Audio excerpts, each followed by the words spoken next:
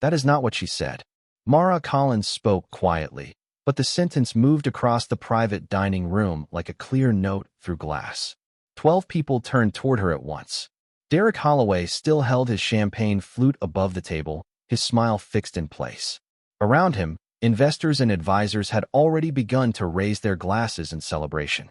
At the center of the long walnut table, Audrey Sato remained seated. She had not touched her drink. Outside the tall windows of Astor House, snow drifted over Manhattan, softening the traffic lights below and turning the city into a field of blurred gold. Inside, everything was polished, controlled, and warm.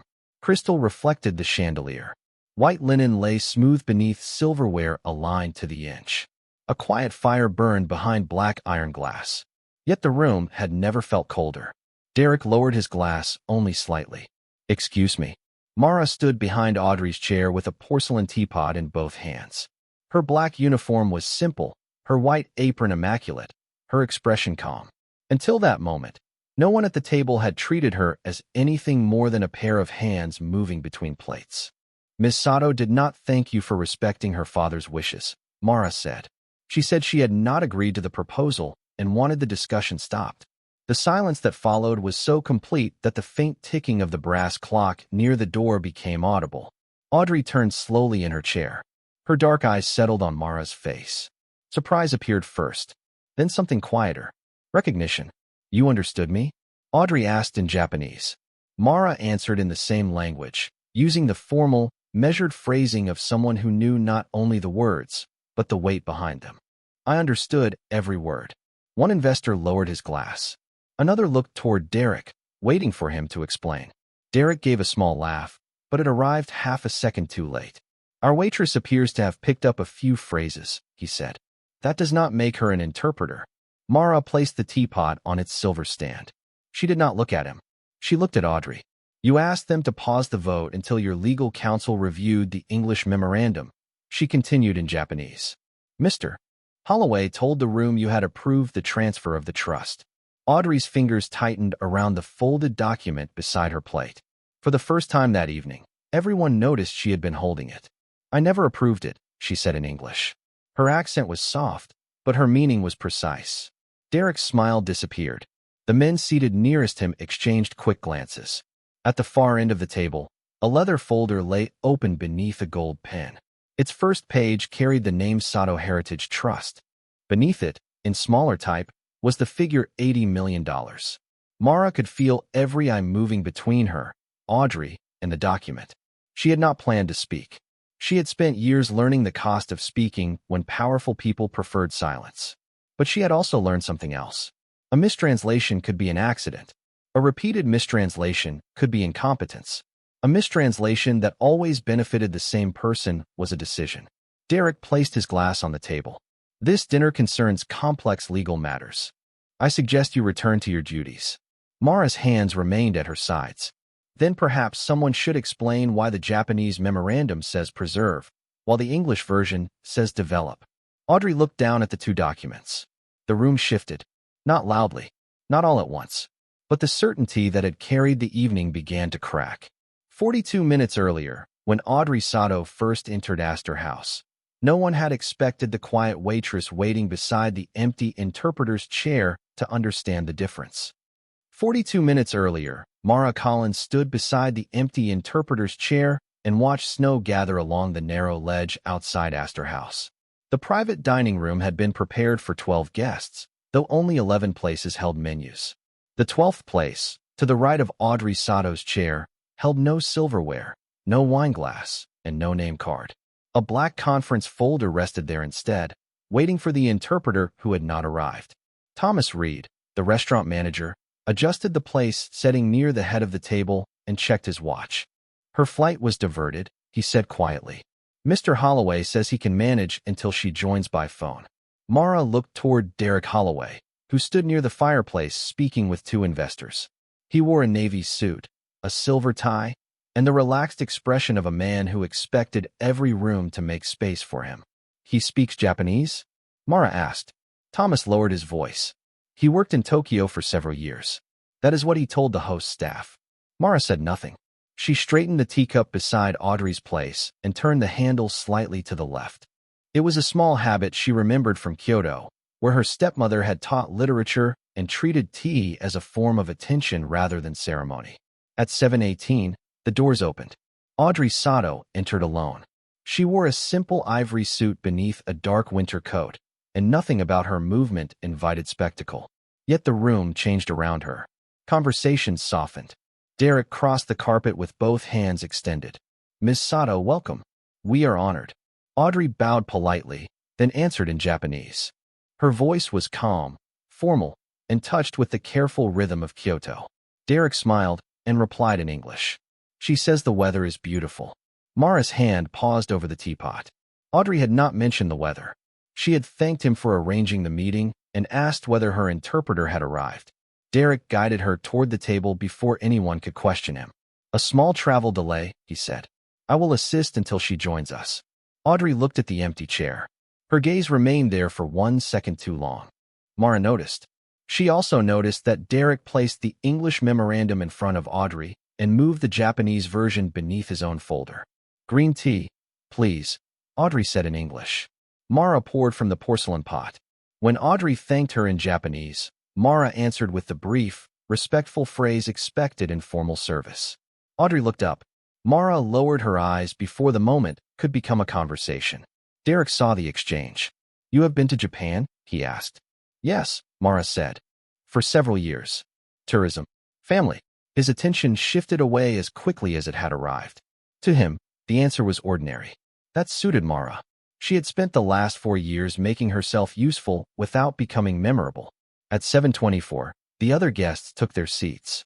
Derek opened the meeting with a tribute to Masaru Sato, Audrey's late adoptive father, praising his commitment to culture and education. Then he displayed glossy renderings of a luxury resort planned for a forested property outside Kyoto. "This project honors tradition by making it economically sustainable," he said. Audrey studied the images, then asked a question in Japanese about the artisans whose workshops currently occupied part of the land. Derek turned to the room. "Miss Sato would like to know when construction can begin." Mara felt the first quiet warning settle in her chest. Preserve had become develop. Artisans had become construction. A question had become consent. She moved along the table, refilling water glasses while the investors discussed projected revenue. No one asked Audrey what she thought. They asked Derek what she meant. Each time, he answered before she could try again. At 7:31, Audrey folded her hands beside the untouched champagne flute. The empty interpreter's chair remained beside her like a space where her voice should have been. Mara placed the Japanese memorandum near Audrey's right hand. Derek moved it back toward the center before she could open it. Mara watched Derek slide the Japanese memorandum away from Audrey's hand and replace it with the English version. The movement was smooth enough to look helpful. That was what made it dangerous. Audrey looked at him, then at the empty chair beside her. She did not protest. Not yet. Mara moved to the service station near the wall and began arranging the next course. Her hands worked automatically. Plate, fork, napkin, cup. But her attention remained at the table. Derek was explaining projected returns from the resort. He spoke of international tourism, luxury partnerships, and long-term development rights. Each time Audrey asked a question in Japanese, he shortened it, softened it, or redirected it. When she asked how many traditional workshops would be relocated, he told the room she wanted clarification on the construction schedule. When she asked whether the trust had approved the land transfer, he said she was interested in hearing more about the investment timeline. Mara had heard poor interpretation before. This was not poor interpretation. It was replacement. She carried the plates forward and set them down one by one. Audrey thanked her in Japanese again, this time using a slightly warmer form. Mara answered carefully, keeping her tone professional. Derek looked up. His eyes rested on Mara for a second longer than before. "You understand more than a few phrases," he said. "Enough for restaurant service," Mara replied. "How convenient." "Usually." He smiled, but the warmth never reached his face. Mara stepped away. Behind her calm expression, an older memory opened. 6 years earlier, she had sat in a university translation lab with headphones pressed over her ears while a guest lecturer discussed a donation agreement between an American foundation and a cultural archive in Osaka. The speaker had used the word preservation. The official transcript had changed it to redevelopment. Mara had corrected it. Her supervisor had removed the correction. When she objected, he told her that translators did not decide meaning. Sponsors did. She left the program 3 weeks later. No degree, no recommendation, no apology. Since then, she had avoided rooms where language could be purchased. At 7:36, Audrey unfolded a narrow document from inside her leather portfolio. Unlike the glossy English memorandum, this one carried several handwritten notes in the margin. Mara recognized the title, Sato Heritage Trust, Approved Cultural Use Framework. Audrey placed it beside the English version and began comparing the sections. Derek reached across the table. "That is an older draft," he said. Audrey answered in Japanese.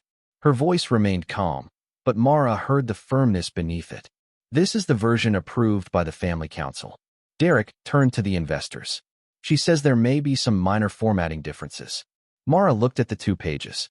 The Japanese version used the phrase cultural preservation and educational support. The English version used commercial development and strategic investment authority. The difference was not formatting. It was purpose. One of the guests, a gray-haired woman seated near the fireplace, asked Audrey whether she supported the resort. Audrey began to answer in English, but Derek interrupted. "She does. Naturally, she wants to protect her father's legacy, and this project gives that legacy a future." Audrey looked at him. The expression was subtle. Not confusion. Calculation. Mara noticed something else then. Audrey's English was not hesitant. Her earlier answers had been precise. She had understood far more than Derek assumed. Yet she continued to let him speak. The realization unsettled Mara. Perhaps Audrey was not silent because she could not follow the conversation. Perhaps she was listening to see what people would say when they believed she could not. At 7:40, Derek lifted the Japanese memorandum and placed it beside his own folder. "We can reconcile language after dinner," he said.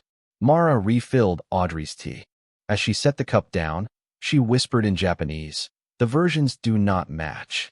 Audrey did not look up. She only rested 2 fingers against the rim of the cup and replied in the same language, so softly that no one else heard. "I know." Audrey's quiet reply changed the meaning of the room. Mara had expected surprise, perhaps relief. Instead, Audrey's calm confirmed that she had been measuring the people around her from the moment she arrived. She knew the documents did not match. She knew Derek was reshaping her words. And she had chosen, for reasons of her own, to keep listening. Mara lifted the teapot and moved to the next place setting. At 7:42, Derek dimmed the lights near the fireplace and activated the presentation screen. An image of a cedar valley outside Kyoto appeared, followed by polished renderings of stone villas, private gardens, and a glass pavilion overlooking the forest. The investors leaned forward. Audrey did not. "This property has been underused for decades," Derek said. "The Sato name gives us a chance to transform it into something internationally significant." Audrey spoke in Japanese, asking what would happen to the 300 artisans whose workshops and training halls occupied the lower valley. Derek did not pause before translating. "Ms. Sato is interested in the construction schedule and the projected opening date." Mara set down a water glass with greater care than necessary. The gray-haired woman near the fireplace glanced at Audrey. "Will the craft programs continue somewhere else?" Audrey answered in English before Derek could intervene. "The programs are the purpose of the trust." Her voice was clear. Derek smiled toward the table. "Of course, in a modernized form." Audrey turned to him. "That is not what I said." The room tightened for a second, then Derek gave a light laugh. A difference of emphasis. He advanced the presentation. A financial chart filled the screen. Mara noticed Audrey's hand settle over the Japanese memorandum. She also noticed that Derek had placed the English version beneath the signature folder at his left. The 2 documents were no longer side by side. The separation felt deliberate. One investor asked whether the Family Council had formally approved commercial use of the land. Derek answered before Audrey could speak. "They support a responsible transition. Ms. Sato understands that heritage must evolve." Another man near the far end lowered his voice, apparently believing Audrey would not understand. "She will not challenge this publicly. The family will value harmony." Derek replied in equally quiet Japanese. "She only needs time to feel that the decision is already made." Mara froze for the smallest possible instant. Derek had spoken the sentence fluently. There had been no hesitation, no misunderstanding, no missing vocabulary. Every earlier mistranslation had been intentional. Audrey's expression did not change, but one finger stopped against the edge of her cup. She had heard it too. The conversation moved on as though nothing had happened. Someone discussed projected occupancy. Someone else praised the value of the Sato name in Asian markets. Audrey sat at the center of the table while the room spoke around her, about her, and through her. Derek called her the ceremonial face of the trust. He described her signature as a symbol of continuity. Not once did he describe her as the person with authority to refuse. Mara returned to the service station. Thomas Reed stood nearby, checking the next course. "Something is wrong," she said quietly. "The translations are not accurate." Thomas did not look toward the table. "Mr. Holloway is our largest private client. That does not make the words accurate. It makes this the wrong place for you to correct him." Mara glanced at Audrey. The untouched champagne glass reflected the chandelier like a small circle of trapped light. They are using her silence as consent. Thomas lowered his voice. "Then let her legal team handle it." Mara looked at the empty interpreter's chair. "Her legal team is not here." At 7:48, Derek placed a gold pin beside the English memorandum. "We should settle the formalities before dessert," he announced. Audrey looked at the pen, then at the Japanese document under her hand. Mara felt the evening cross an invisible line. Until that moment, Derek had been controlling the conversation. Now he was preparing to turn his version of it into a signature. At 7:50, Derek opened the signature folder and turned the English memorandum toward Audrey. The gold pin rested above the final page. "This is not the full transfer agreement," he said. "Only an acknowledgement of intent." Audrey looked at the document, but did not touch it. "In Japanese," she said. Derek smiled. "Of course." He began translating aloud, but Mara heard the first change immediately. The English phrase, "authorized commercial development." Derek rendered it as permitted preservation activities. The second change appeared in the next paragraph. The English version granted broad investment authority. Derek described it as temporary administrative flexibility. By the third section, the pattern was undeniable. Audrey asked whether signing would allow the trust to redirect funds into real estate. Derek answered the room instead of her. "She is simply confirming that the trust may support the project." Mara stood near the sideboard with a tray of tea cups, listening to three meanings separate from one another. Audrey's words, Derek's translation, the document in front of them. None matched. The gray-haired woman near the fireplace leaned toward another guest. "Is this normal?" she whispered. "Cultural formality," the man replied. "She wants us to feel that we reached the decision together." Mara watched Audrey's face. Her expression remained composed, but the silence around her had changed. It no longer looked passive. It looked deliberate. She was allowing Derek to continue, gathering each false translation like evidence. Derek placed one finger near the signature line. "This simply confirms that you approve the direction in principle." Audrey responded in Japanese. "I approve nothing until my counsel compares both versions." Derek turned to the table. "She appreciates everyone's patience and is prepared to proceed." Mara felt the old memory return with painful clarity. A university office. A corrected transcript. A supervisor telling her that one altered verb would not change the project. It had changed everything. Preservation had become redevelopment. Protection had become permission. A sponsor had received what the original speaker had never agreed to give. Mara had walked away from that room, but the sentence had followed her for years. Translators do not decide meaning. Sponsors do. She looked down at the tray in her hands. Not tonight. Audrey lifted the English memorandum and placed it beside the Japanese version. For the first time, the pages aligned. Mara could see the section headings clearly. Cultural purpose. Investment authority. Land use. In the Japanese version, the trust could fund schools, apprenticeships, archives, and traditional workshops. In the English version, a new clause permitted hotel development, commercial leasing, and debt financing secured by trust property. It was not a translation. It was a different agreement wearing the same title. Mara moved toward Thomas. "There are three material differences," she whispered. "The land use, the investment authority, and the purpose of the trust." Thomas kept his eyes on the table. "You need to step away. They are asking her to sign something she did not approve. She has attorneys." "Not in this room." Thomas finally looked at Mara. Concern had replaced irritation. Mr. Holloway asked me to remove you from private service. Mara glanced toward Derek. He was watching her now. Why? He said you were distracting the guest. Derek raised one hand. Thomas. The manager straightened. Please assign someone else to the room. Audrey looked at Mara. Derek continued. We need service, not commentary. Mara set the tray down on the sideboard. I have not commented. Then continue not commenting somewhere else. His voice remained pleasant, but every person at the table heard the command beneath it. Thomas touched Mara's elbow lightly and guided her toward the door. As she passed Audrey, the heiress spoke in Japanese without lifting her eyes from the documents. He believes you are the only person here who might say what he is doing. Mara stopped for half a second. Derek looked between them. What did she say? Mara turned toward him. You should ask her. Then she stepped into the hallway. Behind the closed door, Derek resumed speaking. His voice carried through the glass, smooth and confident. Now, where were we? Mara looked back. The empty interpreter's chair stood beside Audrey like a warning. On the table, the gold pen waited beside two documents that shared a title and almost nothing else.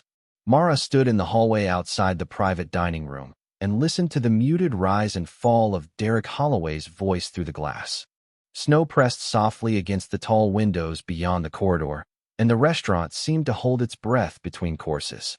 Thomas Reed remained beside her, one hand resting on the service ledger. You should finish the evening in the main dining room, he said. Let someone else handle this. Mara looked through the glass. Audrey Sato sat exactly where she had been, the English memorandum on one side, the Japanese version on the other. Derek had moved closer to her chair. The gold pen now rested beneath his fingertips. If I leave, Mara said, he will tell everyone she agreed. Thomas lowered his voice. And if you go back in, he may have you removed from the restaurant. That is still not the same as being wrong. The words came out more quietly than she intended. For a moment, the hallway disappeared, replaced by another room from years earlier. A narrow office. Fluorescent light. Her supervisor placing a revised transcript in front of her and telling her the changes were harmless. Mara had known they were not harmless. She had still left before the final meeting, believing someone with more authority would correct them. No one had. The sponsor received approval built from words the speaker had never used. Mara had spent years telling herself that walking away had been integrity. On difficult nights, it felt more like surrender. Through the glass, Audrey looked at the empty interpreter's chair. Then she folded the Japanese memorandum once, carefully, and placed it beneath her hand. Derek spoke to the investors and pointed toward the signature page. Several guests nodded. No one asked Audrey to confirm his version. Thomas followed Mara's gaze. Maybe she knows what she is doing. She does, Mara said. That does not mean she should have to do it alone. At 7:54, Derek lifted his champagne glass and addressed the room. His voice became louder, formal, prepared. Mara could not hear every word, but she understood the shape of the moment. He was moving toward a public declaration before Audrey could interrupt him. Thomas exhaled slowly. What exactly would you say? Mara answered without looking away. Only what is true. And if he says your Japanese is not good enough, then Audrey can decide. That was the point. Not to speak for her. Not to replace one controlling voice with another. Only to make sure the room heard the words already spoken.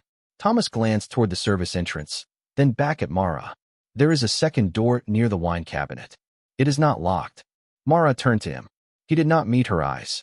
I am only telling you how the room is arranged. She understood. Thank you. Mara walked down the corridor, past the wine cabinet, and entered through the narrow service door. No one noticed at first. Derek stood at the head of the table, smiling as he praised the trust's commitment to progress. Audrey remained seated. Her tea had gone cold. The gold pen lay beside her right hand. Mara moved quietly to the sideboard and lifted the porcelain teapot, taking her place as though she had never left. Derek raised his glass. We are grateful that Ms. Sato has chosen to honor her father's legacy by supporting this new chapter. Several investors began to lift their drinks.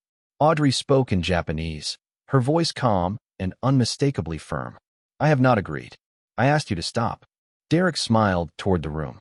She says she is deeply moved by your confidence. Mara set the teapot down. The porcelain touched silver with a clear, delicate sound. Derek turned. Audrey looked at her. Every memory Mara had tried to bury narrowed into one choice. Stay quiet and keep the job. Speak clearly and lose whatever came next. Mara met Audrey's eyes. This time, she did not step away. That is not what she said. Mara's voice was quiet, but it carried to every corner of the room. The lifted glasses stopped in midair. Derek Holloway turned toward her slowly, the smile still on his face even though the certainty behind it had disappeared. Audrey Sato did not move. She only watched Mara with a steadiness that made the silence feel deliberate. Mara continued in Japanese, speaking directly to Audrey. You said you had not agreed. You asked them to stop.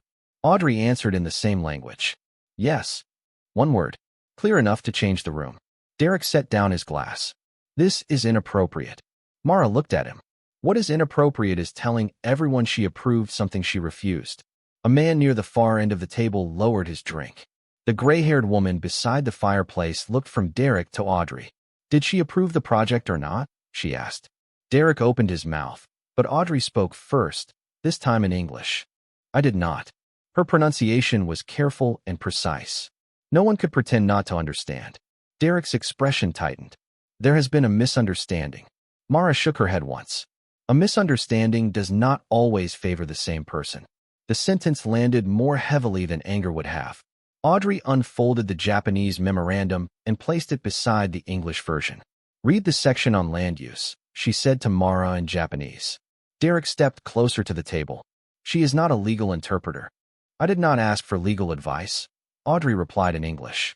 I asked her to read. Mara approached the table. Her hands remained at her sides. She did not touch the documents until Audrey slid them toward her. The English version authorized commercial development, hotel construction, leasing, and borrowing against trust property. The Japanese version limited the trust to cultural education, artisan support, archives, and preservation of the land.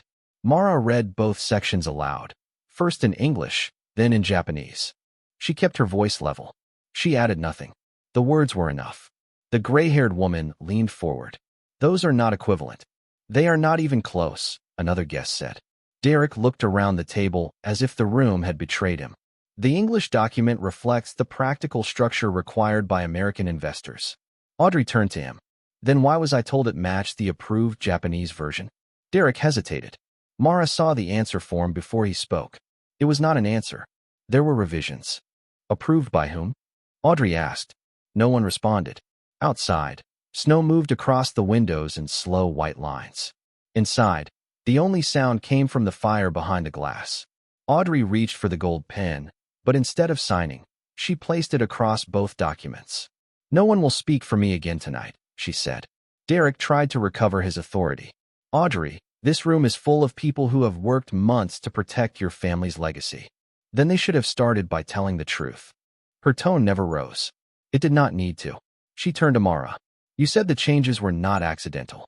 Mara looked at the three disputed sections. The same pattern appears in every one. Preserve becomes develop. Limited authority becomes broad authority. Delay becomes approval. Derek gave a short laugh. You are drawing conclusions from vocabulary. Mara met his eyes. Language is where conclusions begin. Audrey picked up her phone and placed it on the table. I am calling my attorney in Tokyo. Derek's face changed. Not dramatically, just enough. He reached for the English memorandum and stopped when Audrey rested her hand on it. Leave it there, she said. Then she looked at Mara. Stay. For the first time that evening, the empty chair beside Audrey no longer looked like a missing voice. It looked like a place that had been waiting for the right person to refuse the wrong words.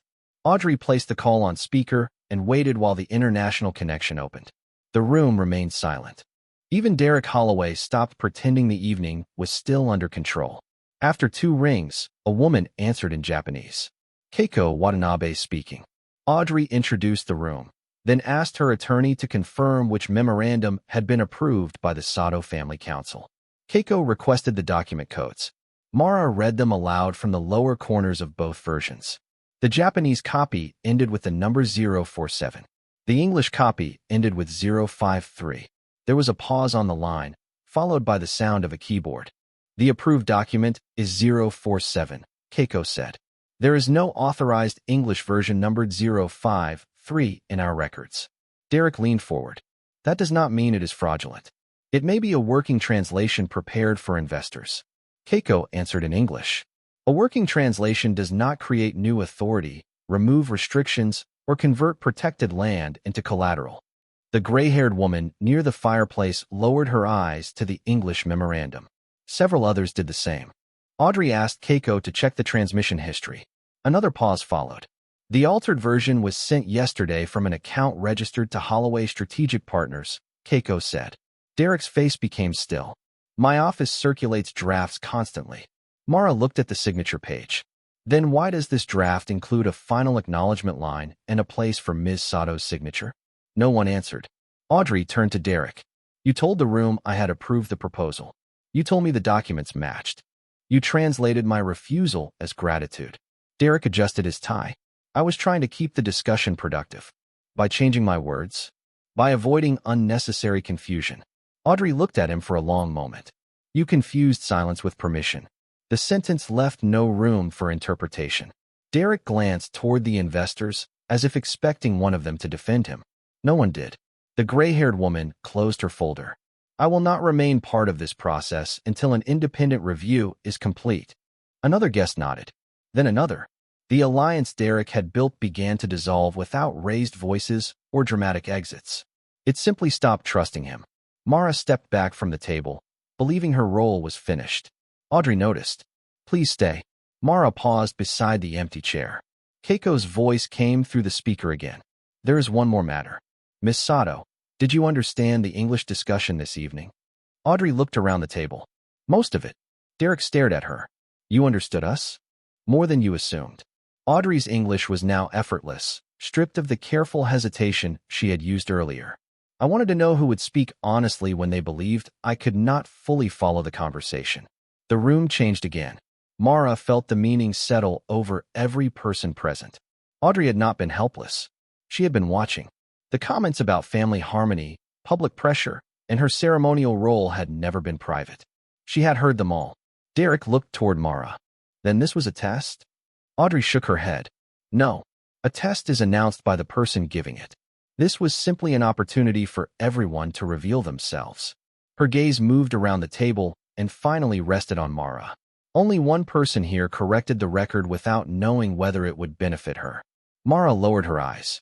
I only translated what you said. Exactly. Audrey closed both memoranda and placed the gold pen on top of the English version. This meeting is over. The proposal is suspended. Every translation, email, and financial instruction connected to this project will be reviewed independently. She turned to Thomas Reed, who had entered quietly and now stood near the door. Please preserve the room records and the documents left on this table. Thomas nodded. Derek started to speak, but Audrey lifted one hand. You have translated enough for one evening. He fell silent. Outside, the snow continued to cover the city in white. Inside, the empty chair beside Audrey no longer belonged to the missing interpreter. She drew it back from the table and looked at Mara. Sit, she said. This time, no one speaks through anyone else. For several seconds, Mara did not move. The empty chair beside Audrey Sato had carried the weight of absence all evening, but now it felt different. It was no longer waiting for someone to speak on Audrey's behalf. It was being offered to someone who had chosen to listen. Mara set the teapot down and took the seat. No one objected. Derek Holloway gathered his papers slowly, avoiding the eyes of the investors who had followed his version of events without asking enough questions. Audrey did not humiliate him. She did not raise her voice. She simply asked Thomas Reed to record the names of everyone present and preserve both memoranda exactly as they had been left on the table. By the next morning, Keiko Watanabe had assembled an independent legal team in Tokyo and New York. The review found that the English document had been altered in 5 places, each change expanding commercial authority beyond what the Sato Family Council had approved.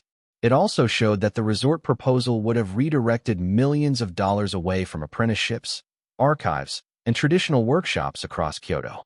Holloway Strategic Partners was removed from the project. Several investors withdrew before the review ended. Others apologized directly to Audrey, though she accepted only the apologies that came with action. The trust adopted a new rule requiring every international agreement to be reviewed by 2 independent translators. neither selected by the financial partners involved. 3 weeks later, Audrey returned to Astor House. The snow had melted, and rain traced soft lines down the windows. This time, there was no empty interpreter's chair. Mara sat across from her in a simple navy suit, a folder open before her. Audrey had offered her a check after the investigation, but Mara declined. "I do not want to be rewarded for correcting what should never have been changed," she said. Audrey understood. Instead, she offered Mara a formal position as an independent language and ethics advisor to the trust, with full authority to reject any translation that altered legal meaning. Mara accepted only after the dual review policy was written into the contract. Months later, the proposed resort site remained protected. The artisans kept their workshops. New scholarships were created for young craftspeople, and the trust funded translation programs designed to preserve cultural meaning rather than simplify it for investors. At the first public meeting, Audrey presented the plan in both Japanese and English. She did not need anyone to speak for her. Mara listened from the front row, not as a waitress, not as a symbol, but as the person who had reminded an entire room that understanding carries responsibility. What would you have done if you had heard someone's words being changed while everyone else remained silent? Would you have protected your position or protected the truth? Share your thoughts with us. And if stories about quiet courage, dignity, and hidden strength deserve a place in your day, subscribe to the channel and join us for the next one. Because being heard is not the same as being translated, and silence should never be mistaken for permission.